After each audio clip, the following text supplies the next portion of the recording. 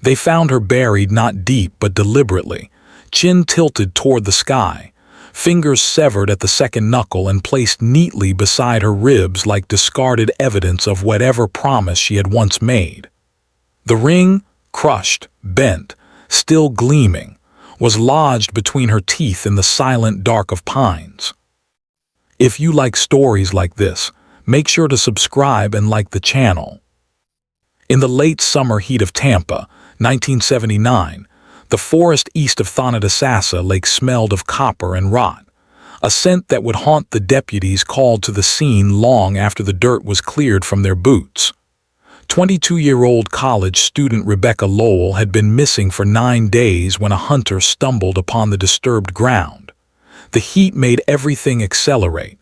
Decomposition, insect life, rumor. The newspapers had already printed her senior portrait, dark hair parted down the middle, eyes soft, face unassuming. She had vanished walking from her campus job at the university library toward the off-campus bus stop, a route carved through oak-lined sidewalks and the persistent hum of late August humidity. At the autopsy table, her body told the parts she could not. Lividity set deep purple along her spine. The severed fingertips, cleanly removed, suggested control rather than frenzy. The ring wedged between her teeth was not one she was known to wear. Her mother confirmed it. Rebecca owned no band with an engraved interior. Yet this one bore initials so sharply cut they seemed fresh. GS no record in her life matched them. No boyfriend, no professor, no acquaintance. Tampa detectives pinned each theory to bulletin board cork, photographs layered over maps of woodland acreage. The ring, though, remained the central gravity. What disturbed investigators more was the precision. Rebecca's nails were trimmed, dirt scrubbed from her palms post-mortem. Someone had cleaned her. Someone had arranged her. She had not suffered random roadside violence, but something ritual, intentional, almost procedural. Yet there were no fibers, no tire prints, no shoe impressions locked in the soil. The storm on the 6th day of her disappearance had washed the forest floor clean. Witnesses had been few. A bus driver remembered her boarding on Monday evening, clutching a canvas textbook bag, sweat on her brow. Another student thought she saw Rebecca waiting beneath the shade of a live oak, glancing at her watch. After that, the timeline dissolved. Tampa that season was thick with transients, seasonal workers, men who traveled for construction after the city's coastal expansion boom. Names passed through motels and bars like wind through blinds. The forensic pathologist concluded she died of asphyxia, likely manual. Bruising along the neck suggested strong hands, deliberate pressure. No evidence of sexual assault, no fractures beyond a cracked rib likely sustained during the burial. Her missing fingertips, however, spoke louder than any other injury. The killer wanted her prints gone, erased, denied. But why remove what would eventually be useless anyway? Decomposition would blur them, soil would warp them. The choice felt symbolic, like stripping her of identity beyond death. In the Lowell home near Hyde Park, grief settled in corners like mold. Rebecca's father, an accountant known for quiet precision, stopped shaving. Her mother, once active in church committees, barely left the bedroom. Detectives asked questions that sounded logical but stabbed nonetheless. Had Rebecca been seeing someone unknown? Did she recently withdraw money? Was there conflict? The family could offer only fragments. A late shift at the library, a professor who praised her thesis, a friend from Clearwater she had planned to visit in September. Nothing matched the initials engraved in gold. The ring itself underwent microscopic analysis. No skin cells remained, no blood, no hair. It appeared polished, not by age but by recent handling.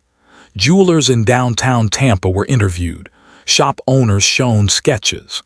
One, an older man with a jeweler's loop permanently strapped to his forehead, noted it resembled a custom engagement band popular among military couples stationed at MacDill Air Force Base. Custom engraving with serif lettering, heavy gold alloy popular in the late 60s. Records from base jewelers, however, were incomplete. Thousands of service members passed through, many gifting rings before deployment. Investigators pursued the military angle. Rebecca had volunteered at a Veterans Archive project in her sophomore year, cataloging letters from Vietnam-era soldiers. Her journal, retrieved from her apartment, contained references to interviews she conducted with returning servicemen about trauma, silence, reintegration. She wrote with clinical distance yet, in certain lines, with unmistakable empathy. There was no mention of names with GS, no secret admiration, no hint of personal entanglement. The hunt intensified. A detective found old ROTC yearbooks from her high school. One name emerged, Gregory Shields, Army, deployed 1977, returned 1979, last known address, a motel near the port. When approached, the motel clerk remembered a tall man with weathered knuckles who paid cash, stayed silent, always wore gloves. The man vanished 2 weeks before Rebecca's disappearance. His record showed disciplinary review for erratic behavior overseas, commendations overshadowed by unclassified psychiatric notes. But no direct link tied him to Rebecca beyond the tenuous letters on a ring. Still, the public latched onto the military thread. Tampa's newspapers ran headlines that stoked fear. Campus killer linked to base. Engraved connection to war trauma. Neighborhood watch groups formed. Students refused to walk alone. Rebecca's final walk became mythologized, a quiet girl swallowed by trees that always seemed safe. The forest where she lay had once been a scouting camp for local children. But 1979 remade it, a place not of adventure but of silence and concealment. The FBI's Behavioral Analysis Unit reviewed the files. They noted the arrangement of her body, the careful cleanliness, the presentation of the ring. It fit a profile of offenders who seek to impose narrative on victims. Not rage killers, not opportunistic predators, but individuals who see victims as chapters in an internal script. They theorized Rebecca may not have been the first. Finger removal could indicate preoccupation with identity erasure, while the ring and teeth might represent forced union or silent oath. Archived missing persons from the Gulf Coast region were re-examined. Few matched the specific mutilation pattern, but one case from 1974 in Pensacola drew interest. A woman found with lacerations and an unfamiliar brooch pin to her tongue. Never solved, never connected, until now, when analysts mapped symbolism across victims. Both women were young, educated, with community footprints but private inner circles. The Tampa forest, once just green and humid, now felt haunted by absence rather than presence. Investigators returned regularly, scanning soil, reviewing runoff channels after each rainfall, searching for metallurgical traces or disturbed root systems. Nothing new surfaced. No second ring, no personal item, not even signs of where the killer might have parked or watched from the thinning tree line. Rebecca's campus desk remained untouched. Library staff refused to reassign her station. Her textbooks, spine-cracked and annotated in careful handwriting, sat beneath a desk lamp that had been switched on by the custodian the night she vanished. The investigation expanded into her academic life. Professors described her as quiet but sharp, a student who studied patterns of memory, trauma, and how history forgets victims while recording offenders. She believed, according to her thesis advisor, that stories mattered most when they revealed the invisible harm beneath society's polished veneer. Tampa's heat finally dipped in October. Leaves browned and fell against the police station windows, but the case file only thickened. Agents traveled to MacDill, reviewing logs of servicemen shipped through the base who might have crossed paths with Rebecca during her volunteer work. No interviews surfaced of men matching the psychological profile. But one medic recalled something adjacent, a soldier known only as Ghost, a man who stayed outside barracks, who spoke fondly of a fiancée who left him before deployment. Rumor claimed he kept her ring on a chain until he lost her twice, once to separation, once to death. But rumors, investigators knew, were clay that did not hold shape. The community's fear transformed into fascination. Radio hosts debated the meaning of the ring. Callers speculated about occult symbolism, broken engagements, coded messaging.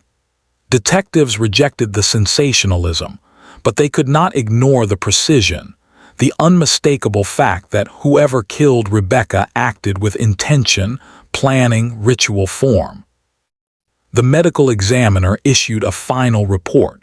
Time of death within 48 hours of disappearance, no defensive wounds. It suggested she trusted the person who led her into the trees, or that she was incapacitated before she could resist.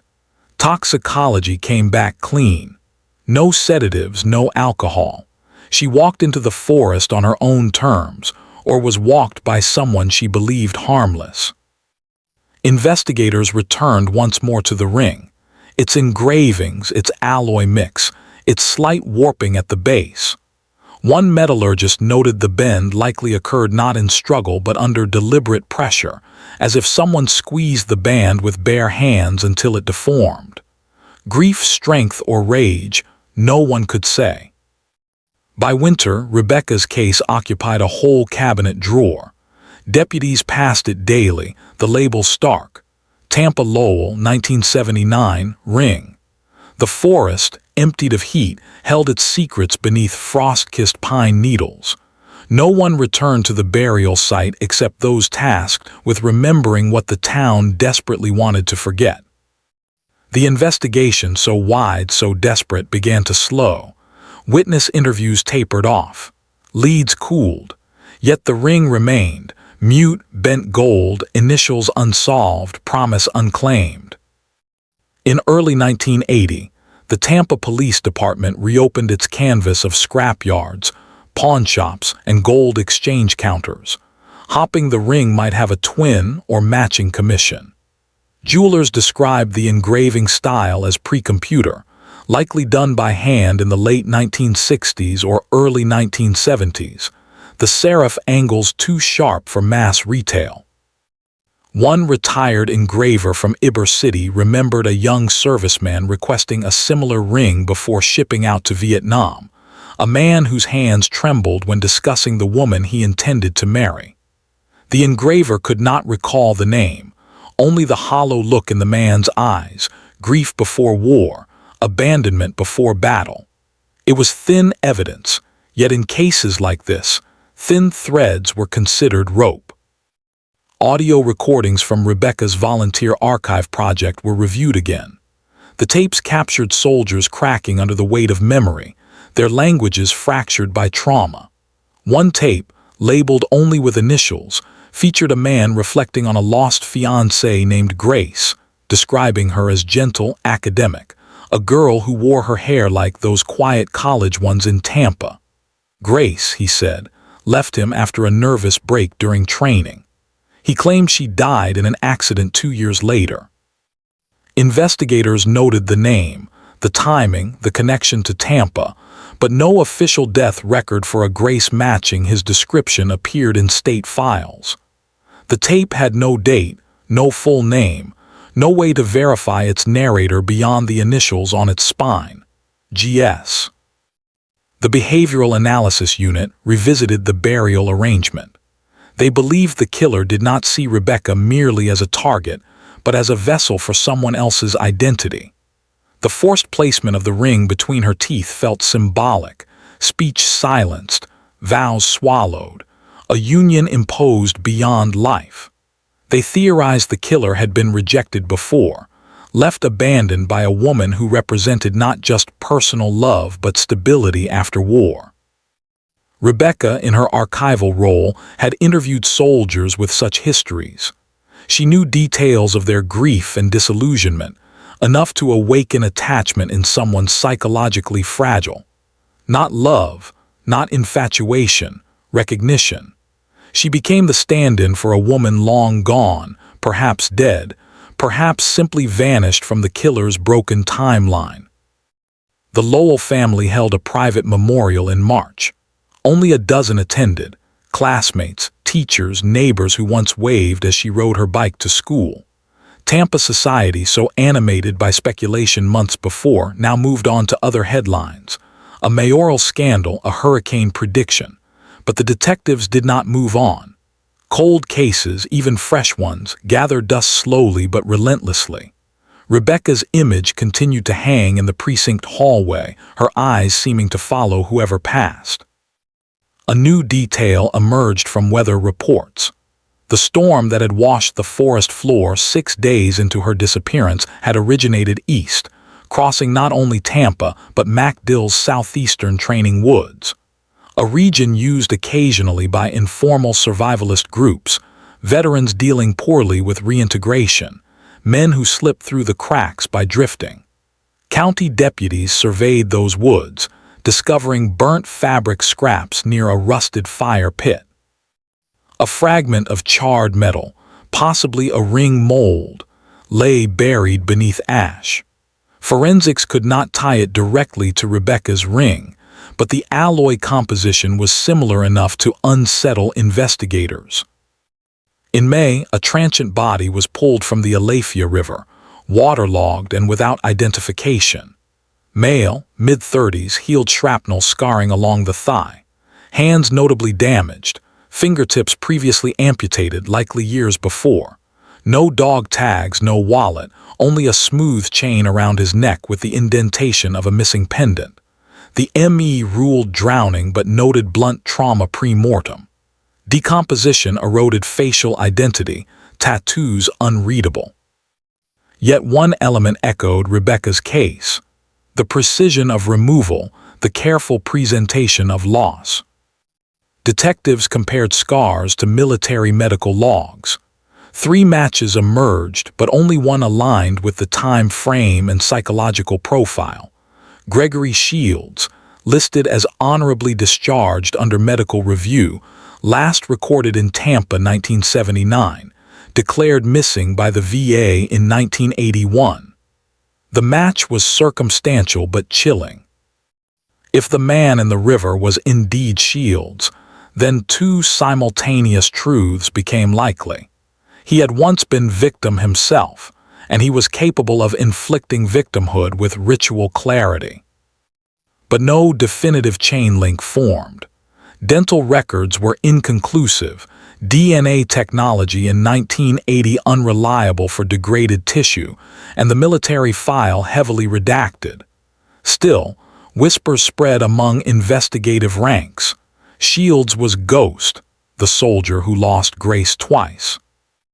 Rebecca's burial site was re-examined that same summer. Soil cores from beneath her body contained not just earth but microscopic traces of ocean salt, meaning her killer likely came from the coast before entering the woods.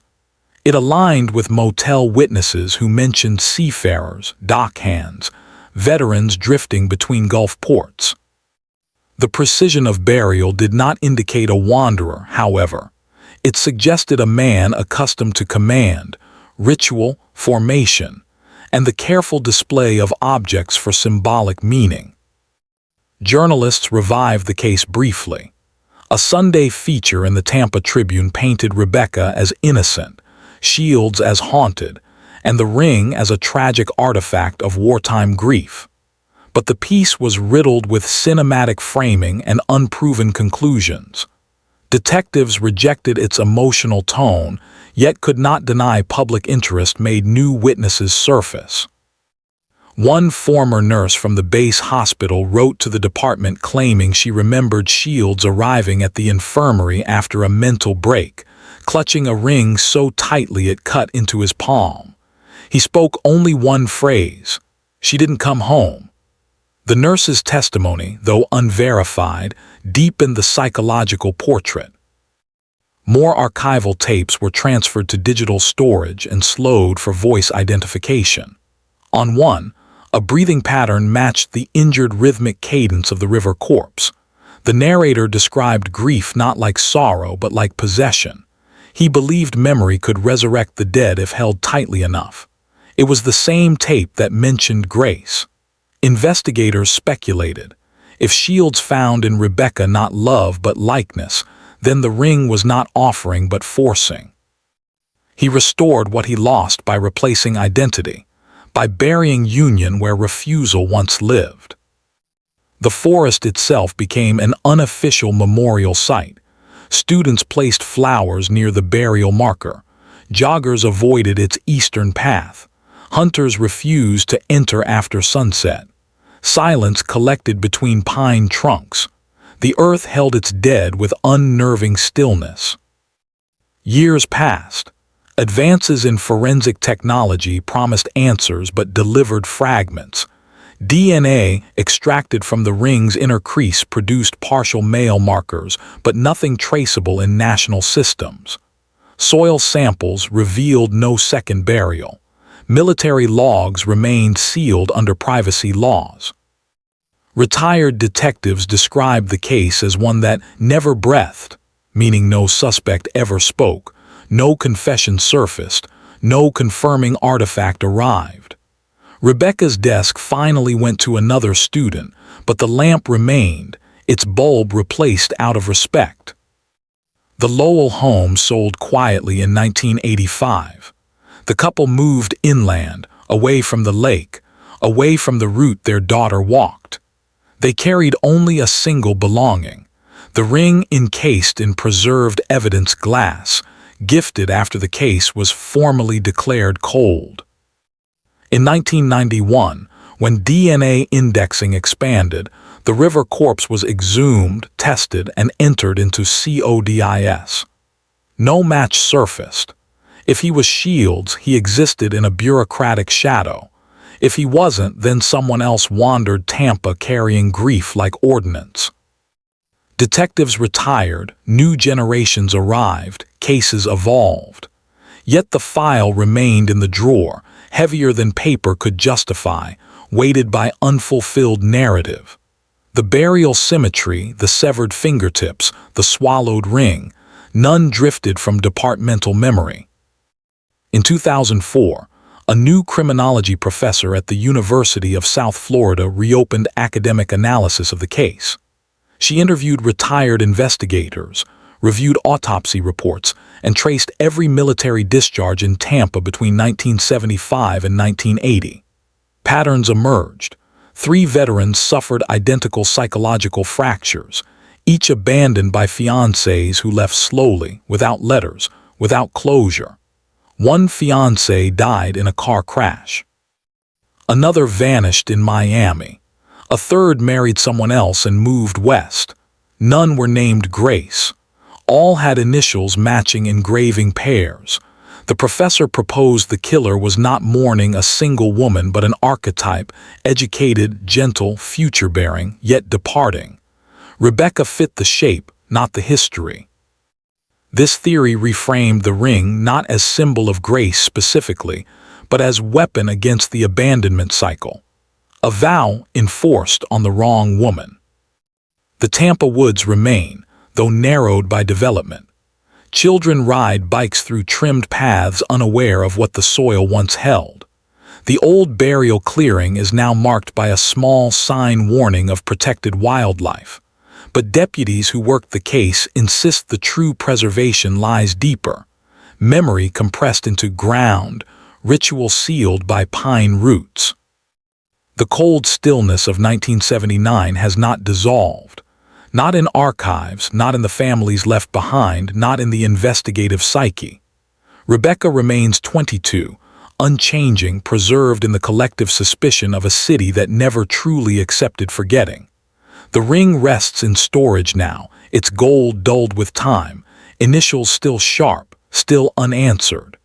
The killer, presumed drowned or vanished, left only order behind. The forest, though quiet, still feels arranged. By 2010, Tampa had changed beyond recognition.